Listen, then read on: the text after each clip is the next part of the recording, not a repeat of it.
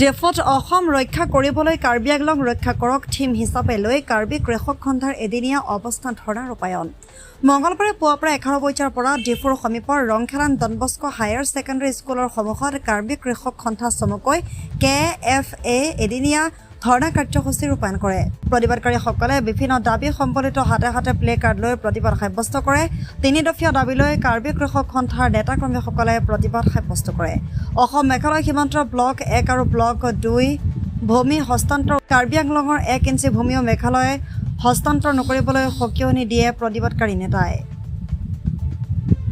অসমৰ ভিন্ন প্ৰান্তৰ সমান্তৰালকৈ কাৰ্বি আংলঙৰ PGR ভূমিত অবৈধ বেদখল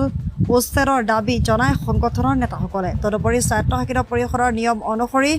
পৰিষদৰ ভোটাৰ তালিকাৰ পৰা অবৈধ ভোটাৰৰ নাম কৰ্তন কৰা পৰিষদৰ নিজাববীয়া বিধি নিয়ম প্ৰস্তুত কৰাৰ দাবী জনাই অসমৰ মুখ্যমন্ত্ৰীলৈ জিলা আয়ুক্তৰ জৰিয়তে এক স্মাৰকপত্ৰ প্ৰেৰণ কৰে KFAৰ নেতাসকলে। আজি আমি ইয়াত গোট হোৱা উদ্দেশ্যটো হ'ল ৰিচেণ্টলি 19 জুলাইত আমাৰ এটা ছ'চিয়েল মিডিয়া হৈ এটা নিউজ পাইছোঁ যে বিফৰ 15 আগষ্ট মেঘালয় গভৰ্ণমেণ্ট আৰু আমাৰ আসাম গভৰ্ণমেণ্ট মাজত এটা আলোচনা হ'ব যোনটো আমাৰ কাৰ্বি আংলং ব্লক 1 ব্লক 2 তো আকৌ মেঘালয়ত ট্ৰান্সফাৰ হৈ যাব বুলি আমি নিউজ পাইছোঁ। তো এই নিউজ আমাৰ কাৰ্বি আংলং ৰাইজৰ পৰা একদম দুখৰ কথা লাজৰ কথা। আমি এইটো ভাবা নাছিলোঁ যে আমি কাৰ্বি আংলংটো আসামত থাকি এনেকুৱা সমস্যা আহিব এনেকুৱা দিন আহিব যে আমাৰ কাৰ্বি আংলং মাটিবোৰ আমাৰ আসাম গভৰ্ণমেণ্টে একেবাৰে ধ্বংস কৰিব বুলি আমি ভাবা নাছিলোঁ। আৰু একজনটো লাজৰ কথা আমি ক'ব লাগিব যে আমাৰ অট'নমাছ কাউন্সিল নিজৰ মাটিভূমি এটা 6 শিডিউল এৰিয়াটো কাউন্সিলে মাটিৰ মালিক হয়। তেতিয়া পাছত আজিলৈকে আমাৰ কাৰ্বি আংলং অট'নমাছ কাউন্সিলে একো আনচাৰ দিয়া নাই, একো মাত দিয়া নাই। মেঘালয় গভৰ্ণমেণ্ট আৰু আসাম গভৰ্ণমেণ্ট মাজত এটা পুৰা ছ'চিয়েল মিডিয়াত অপেনলি ষ্টেটমেণ্ট অহাৰ পাছতেও একেবাৰে সিহঁতে যে একটা মুখ্য যে বন্ধ কৰাটো আমি টোটেলি এইটো বিশ্বাস কৰিছোঁ যে আমাৰ কাৰ্বি আংলং কাউন্সিল আমাৰ EM হতে হওক CM হতে হওক আৰু MP হতে হওক এই গিভ এণ্ড টেক পলিচিৰ লগতে সিহঁতেও ৰাজি হোৱা হৈছে বুলি আমি ক'বলগীয়া হৈছে। এইবাৰ আমি কি কাৰণে এইটো ক'বলগীয়া হৈ গ'ল,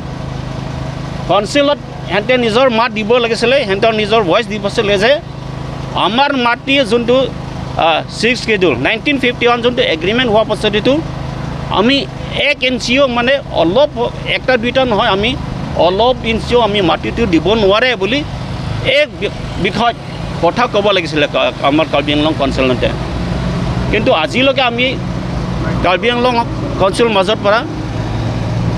একো মাত নিদিয়া একো ৰিজাল্ট নিদিয়াটো আমি এটা বিশ্বাসত আহি গ'ল যে কাৰ্বি আংলং অট'নমাছ কাউন্সিল ডাঙৰীয়াহঁতেও মানে এই গিভ এণ্ড টেকত পলিচিটো সিহঁতে ৰাজি হোৱা আছে বুলি আমি বিশ্বাস কৰিছোঁ। চ' অন ডেট আমি কাৰ্বি আংলং ৰাইজে মৰি যাওঁ কিন্তু এই গিভ এণ্ড টেক পলিচিটো আমি একচেপ্ট নকৰোঁ। আৰু মাটি যোনটো আছে 1951 যোনটো এগ্ৰিমেণ্ট আছে as it is এইটোৱে হ'ব লাগে। আমাৰ মোদীৰ একটা ফেমাছ ডাইলগ আছে যে না খায়েংগে না খানে দেংগে বুলি এটা ফেমাছ ডাইলগ। মই খালি এডিট কৰি কিনে ক'ব বিচাৰোঁ যে মাটিটো আমি 1 ইঞ্চিও নলওঁ আৰু আমাৰ মাটি 1 ইঞ্চিও আমি নিদিওঁ, এই বিষয়তে আমি ক'ব বিচাৰিছোঁ। আৰু 2টা নম্বৰটো হ'ল ৰিচেণ্টলি আপোনালোকে একটা নিউজত পাইছে যে আসাম গভৰ্ণমেণ্ট একটা কেবিনেটত পাছ কৰা হৈছে মৰণ মতাক একটা পাৱাৰফুল দিয়া হ'ল যে মৰণ মতাক অট'নমাছ কাউন্সিলত মৰণ মতাক কমিটি বাহিৰে তাত ইলেকশ্যন খেলিব নোৱাৰে। এইটো আপুনি গোটেই আসাম ৰাইজে এইটো দেখি পাইছে। আমি এইটো অপ'জ কৰিব নাযাওঁ, এইটো বিষয়ত আমি হিংসা কৰিব নাযাওঁ। আমি ভালে পাইছোঁ যে আমাৰ মৰণ মতাক ভাই বন্ধুহঁতে এতিয়া ইহঁতে একটা ছেফগাৰ্ডত থাকিব। কিন্তু একটা দুখ কথাটো এইটো হ'ল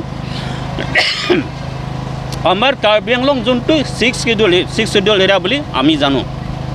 আৰু আমাৰ কাৰ্বি আংলঙত পাৱাৰ দিছে ষ্টেট পৰা গভৰ্ণমেণ্ট পৰা আমাক 1951 পৰা পাৱাৰ দিয়া 6 শিডিউল বুলি কোৱা পাছতেও আজিলৈকে আমাৰ কাৰ্বি আংলং কাউন্সিলে এতিয়ালৈকে ইলেক্টৰেল ৰোল যোনটো কাউন্সিলৰ পৰা একটা হেঁতৰ নিজৰ ল' বনাব লাগে এক বনাব লাগে এতিয়ালৈকে হেঁতে বনা নাই তথাপি হেঁতে কৈছে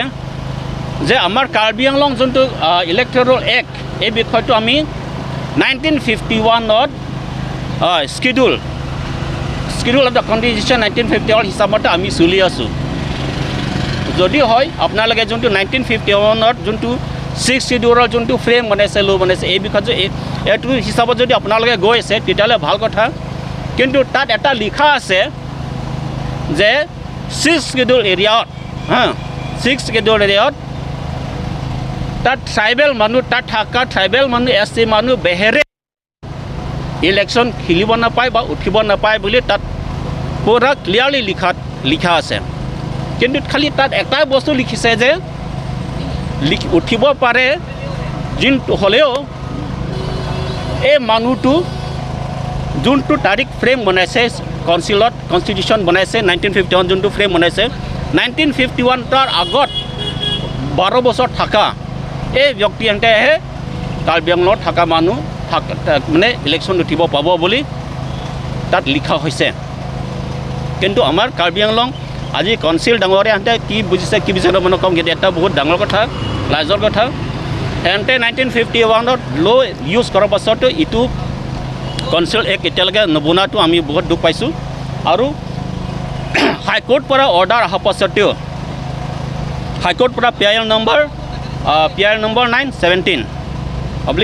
এইটো হাইকোৰ্ট এক অৰ্ডাৰ অহা পাছতেও কাৰ্বি আংলং কাউন্সিলে আজিলৈকেও ইলেক্টৰেল ৰোল এইটো সিহঁতে বনা নাই